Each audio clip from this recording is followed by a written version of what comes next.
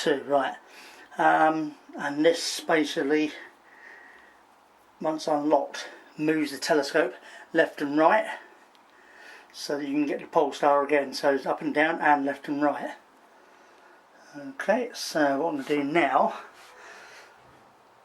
is to move the telescope. Let's see what side speed it is in.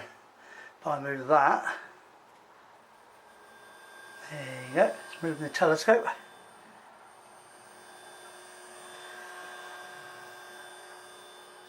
And as you can see, it's moving it quite well. If I move it back,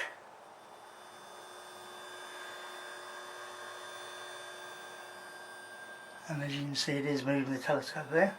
If I do the other way,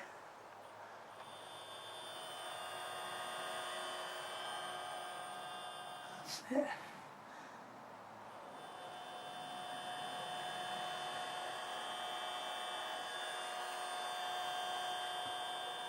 And as you can see, it is moving it quite well.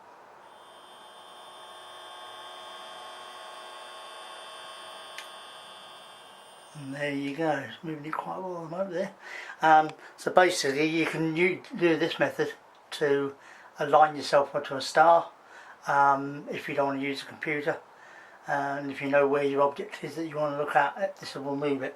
When you press the button again, it then goes to pan, which means basically it's very, very slow moving. As you can see, I'm pressing the button here and there, and it's hardly moving. So that's basically when you get onto a star and you're not central on it as such, but near enough central, just use that either way, top and bottom buttons, which will then put you onto your star slowly. And then when you press that button again, it goes to guide speed. And then you can guide on whatever object that you wish to guide on. But when the computer is connected, which you have to do through the Cytec XE on the computer itself, it then gives you the virtual hand controller, which you then can use on the computer itself. And Carts to Seal is the software that you use to move the telescope around. I won't say it's similar to the NEQ6, but on the NEQ6, which I did have before, you used to do the star alignment, you know, the 1, 2 or 3 star alignment. On this particular mount here, you do that, but in a different way. You actually move the telescope to the particular star that you want to use, and then once you open Carts to Seal, you find the star that you right click onto it on the computer, and then you use the telescope software to connect to the